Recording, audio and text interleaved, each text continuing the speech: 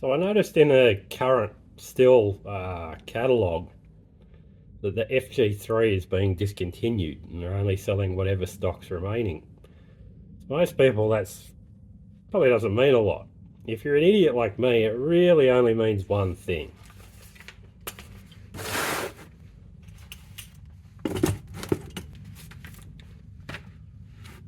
It means you should probably go and waste some money. So Stihl has a very good bench-mounted file guide called an FG2. I was always slightly curious about the FG3 just to see what it was like. Never really committed to it. Didn't really need one, but yeah, I've got one now, so we might as well see what's different really between a FG2 and an FG3. At the end of the day, the only real difference I can tell between them is the lower section. The upper's very much the same. This is a very old FG2, and it's got, I don't know if they're brass or copper, knurled knob at the top for doing your 10-degree angle, your file, for doing your 10-degree angle, your file tilt. On the FG3, being a later one, they've actually removed that knob. They're just giving you this nut.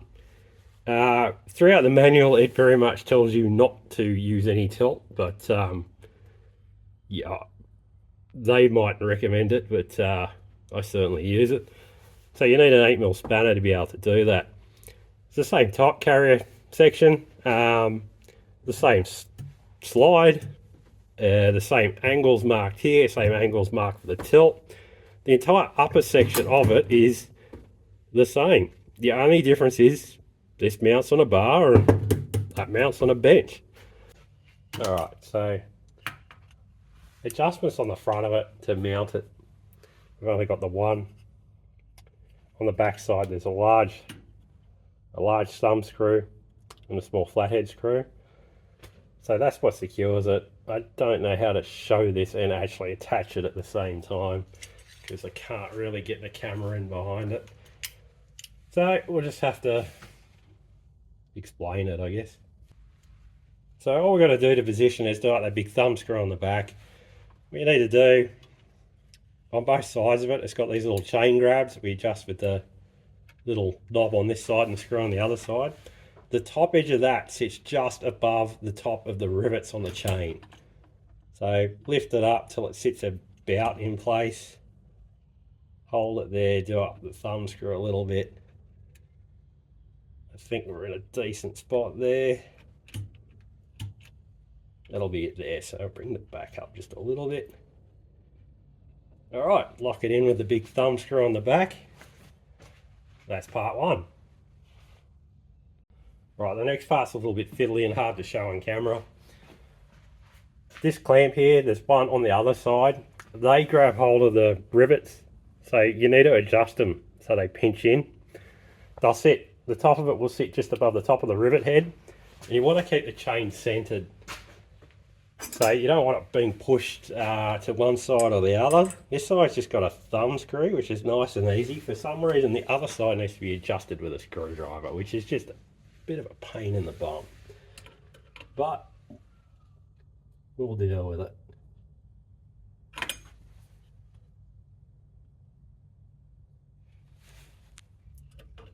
We should have done that vice up a bit tighter.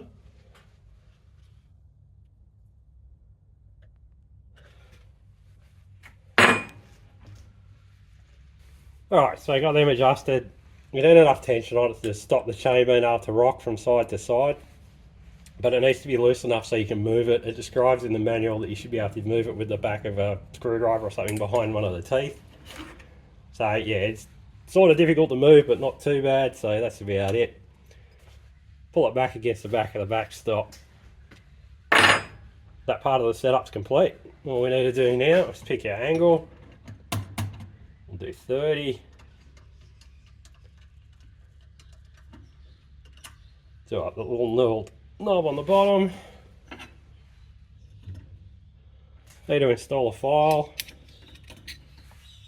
It's got a couple of screws that hold it in place. Again, these take a screwdriver. sort of do them with your fingers until it's about right, and then just get in there and give them a little bit with the screwdriver. Previous experience of using the FG2 tells me you don't need them very tight.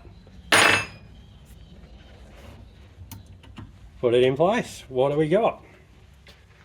This knob here controls the height, so we can lift the file up and down as required. On the bottom here, there's a little roller. That's the backstop, so it prevents it from going any further.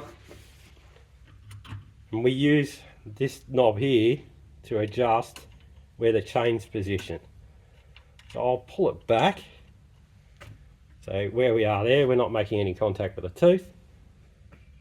Might change the camera angle for this actually. Alright, hopefully you guys can see that. So we use that knob on the back. Currently that's pushed up against its backstop, and we're not even close to touching that tooth. So we'll just use that to advance the chain forward. Bit more.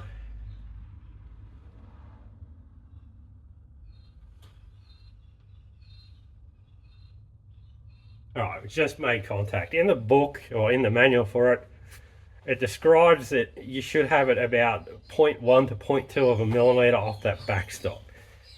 Tiny measurement, that's what they're recommending. You shouldn't be using the chain until it's totally destroyed. You should just be aiming to give it a light touch up.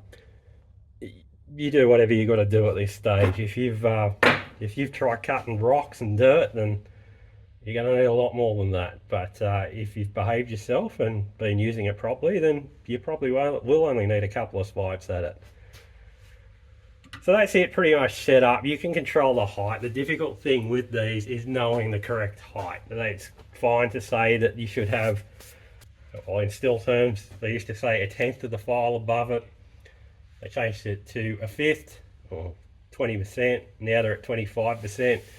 It's up to you to judge that, and it's not a real easy thing to judge for most people. I've used something like this a fair bit. I've got a rough idea what I'm looking at, so I'm going to go down.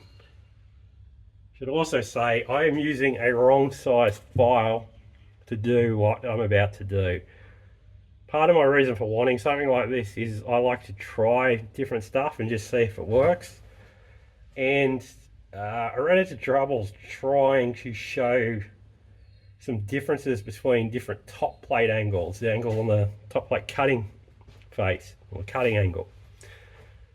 It's pretty hard when you got a saw in a stump vise on top of a log or on top of a stump. It's usually not sitting level. You're trying to file it with a incorrect size file, and you're trying to be precise. It's difficult to do. Something like this gives me the ability to go out and while I'm cutting, try different things. I can make a few cuts, try and change an angle, and be reasonably precise the whole way around the chain. So that was part of the reason why I wanted one,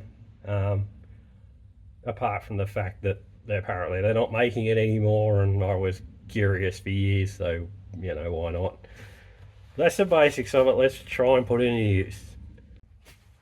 So using it's pretty much what you'd imagine. Pull the file back towards the front of the tooth, and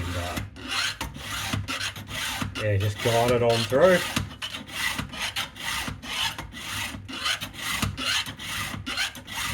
Like it's running up against its backstop, so it's done what it's going to do. Flip it up out of the way. Yeah, well, that looks different. That's sort of what I'm aiming for. So we'll just advance it. I won't use my fingers. Let's be safe. We're on the internet. Alright, so in conclusion on this thing so far, I've barely used it. I really can't say that much about it at this stage. I have used the FG2 for a very long time. I like it. This is the same upper. The bottom's just cast alloy, so I don't see any real issues there. Once you know the setup, it's pretty quick and simple. It's probably one of the best built versions of these guides I've seen. Yeah, the only real wearing part on these things, they use like a, it's not plastic, it's, I can't think of the name at the minute, but the bushings on either end, Put a little bit of oil on the rod every time you use it. The ones in the FG2 have been going for decades. It's a long time, and they are still pretty good. They're very nice to use. If you want something like this is probably the one to get.